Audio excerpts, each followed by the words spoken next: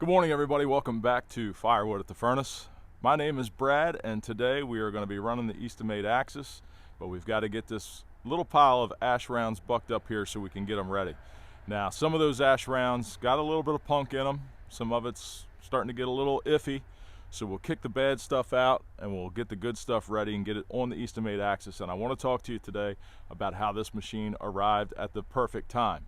I mean, it couldn't have come at a more perfect time. If you've been watching the channel and keeping up with some of the shorts videos that we've put out the past week, then you kind of have a heads up of a little bit about what I'm going to talk to you about. But things have changed, and the Eastonmade Axis is going to play a bigger role here in the yard than even I thought. So that's the plan for today. 500i bucking ash logs, Eastonmade Axis, splitting them up, run them up the conveyor. We've also got a little something to do with the red dump truck over here. We'll cover that at the end of the video as well, so stick around.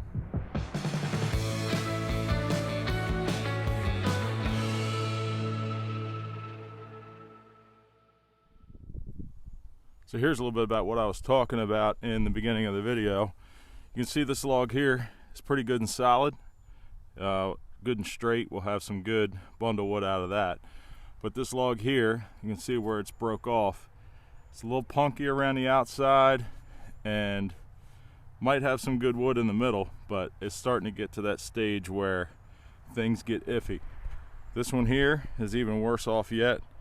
Don't think we'll get much out of that, but there's a couple other logs here that are going to be okay. So this is kind of another aspect of where the Axis shines, or a single wedge splitter for that matter shines. You can actually knife through and cut out the bad stuff. So let's get this all fired up and we'll get this bucked up here real quick.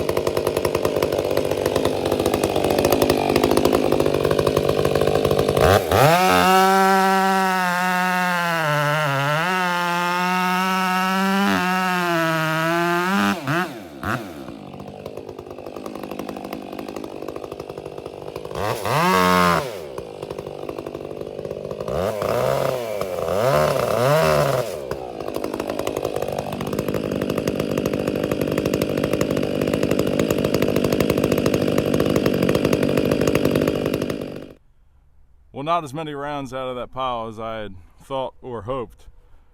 Some of the stuff there after I started cutting was a little questionable, and I guess if there's a lesson to be learned here, if you have a question in your mind as to whether or not it's okay to sell, then it's probably not.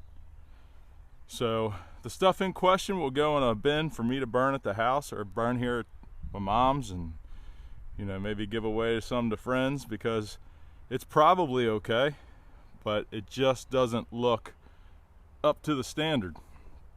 So it's not going to go in a bin to sell. The Eastonmade Axis, I know when I showed it the very first day that it got here, I did not have the stroke adjustment limiter set right back there, but it has been set just above 16 inches. It's probably somewhere between 17 and 18 inches. I've got a round sitting there so you can kind of see. And by doing that, you save that much time on each stroke as you're splitting. So it adds up. Now, what I wanted to talk to you about as far as this Axis goes and the timing that it arrived here is new customers. As you know, I've been toying with the option of getting into a couple stores. The first store we did a video on, which was the ice cream shop, and it's kind of the off season now for an ice cream shop, but they're doing some things there to try to keep people coming in throughout the holiday season. But I just, the other day, I guess it's been about a week ago now from the time this video comes out, got a call from a local store, convenience store, that I had approached probably 2 months ago, and took them a couple samples of my Firewood bundles and said, hey, would you be interested in selling these bundles? They're a little bit bigger than the ones you currently have. I'm local. I can be here to, pretty much a moment's notice. And here's the price that I would sell them to you at a wholesale price.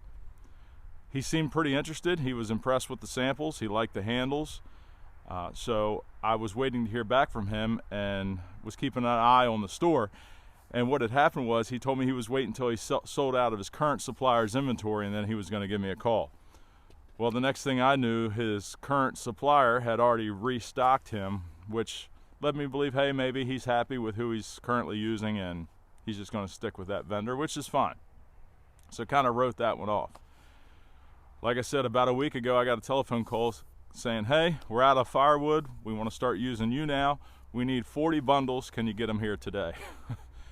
And I had about 25 made between what was in the stand and what I had made up in the shed over here where I keep my extras. So I said, I had a couple other deliveries scheduled that day. So I said, well, let me see if I can work that in. I'll make it happen. So I whipped out the rest of those bundles real quick and delivered 40 bundles to that store. And within the last 5 to 6 days, I stopped in there and they have sold probably a dozen to 15 of those bundles.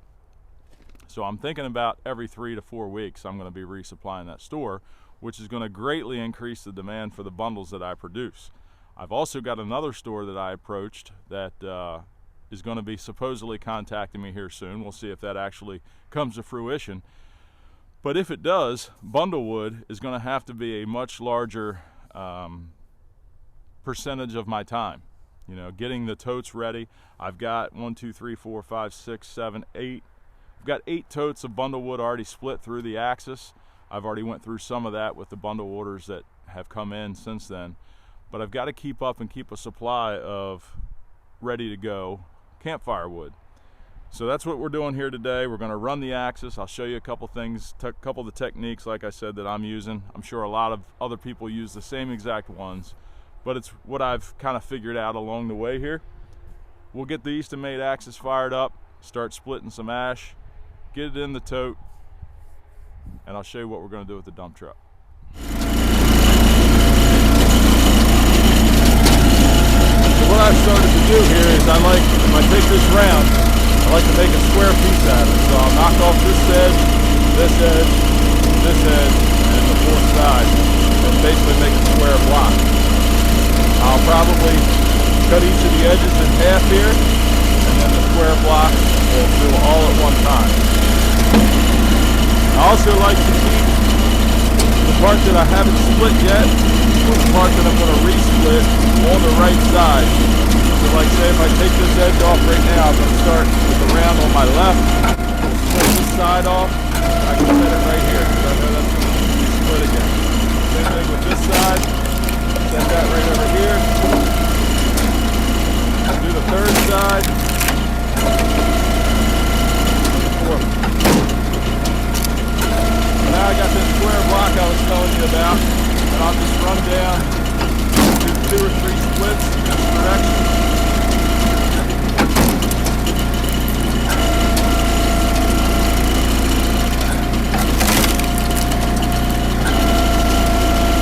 Kind of hold it all together when I'm doing it.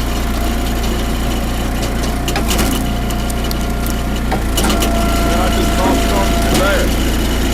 Now some people had said they didn't like to have to take that extra step to put it on the conveyor. And I know I was doing that in that first video where I was actually taking the wood, walking down, putting it on the conveyor, and walking back. That was just something that I did because I'm doing this, and I didn't really know what I was doing yet. But I'm to the point now where I can just toss it. I don't even need to look at the conveyor. And it's going up. So that's working way better. And to be honest with you, I love having the amount of workspace that this machine offers on this table. The conveyor was right here on my side, and I have those big rounds that we're going to pull up here next. There's a big round coming up. When you pull up those, you've got a lot of wood set aside to be split with no bubbles, split small. And if you didn't have the amount of space up here on this wood table, I don't think you have enough room. Let's bring this big round up. And I'll show you how I deal with this one. Love having everything at working height. So there's half. Set that over here. I'll split this one into quarters.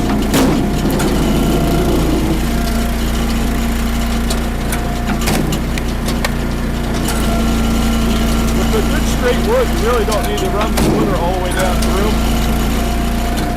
If it's got a couple little knots in it, you might want to do that, then you don't have to tear it off at the end.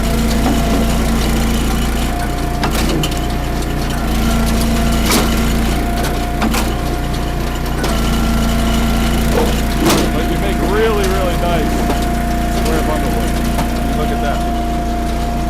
That's great firewood there. Especially for campfires when you're trying to make a nice presentation in a bundle that's on display in a store.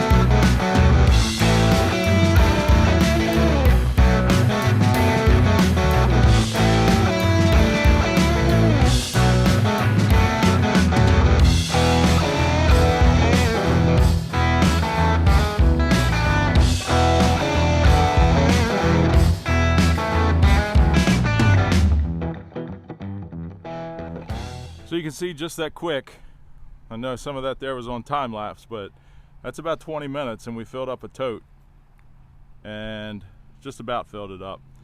So we need to check the moisture on this now. It dries out really quick, but this was pretty dry ash to begin with, and this is just split. I don't know if you can see that or not, but it's showing about 22.3%. So it'll be ready to go probably in a week or two. So if I can keep that kind of stuff coming in here, dead standing ash, that's what I like to make my bundles out of. I'll throw in a little bit of poplar once in a while to mix it in, some silver maple and stuff, maybe even some cherry once in a while. But the ash, poplar, and silver maple seem to be what I like to use the best. It dries quick, it burns good, and you know, the poplar I try not to use too much of, but when I get it I will mix it in. So filling this tote up so quickly leads me to a whole nother point, and that is that I do not have enough IBC totes. I normally don't use IBC totes. I used to throw my junk, my chunks, my crotches, my cookies and stuff like that. I would throw them into the totes and sell them to like boilerwood customers and whatnot. And I've still got probably 8 or 10 bins down there full of that stuff. But I'm down to about probably 8 or 10 totes that I can use for bundle wood. And I'm gonna definitely need to find a source. The source that I had for these totes has kind of dried up. The long and short of it is that I used to be able to get 6 or 8 at a time every month or so. And their system, the company that I was getting them from, their system got hacked, their computer system, which shut their whole plant down for a substantial amount of time. So they are basically starting over. So I have to wait for them to get their inventory back going, their production going again, where they'll have a supply of totes. Hopefully that doesn't take too long of a time. But IBC totes is something that I'm going to need much more of. So I figured we'd finish the video off today with something a little lighthearted, just for fun. I'm going to put you on time lapse. You can watch this happen. Everybody, I hope you have a great week. We'll see you back here next Wednesday morning at 7 a.m. Enjoy the music.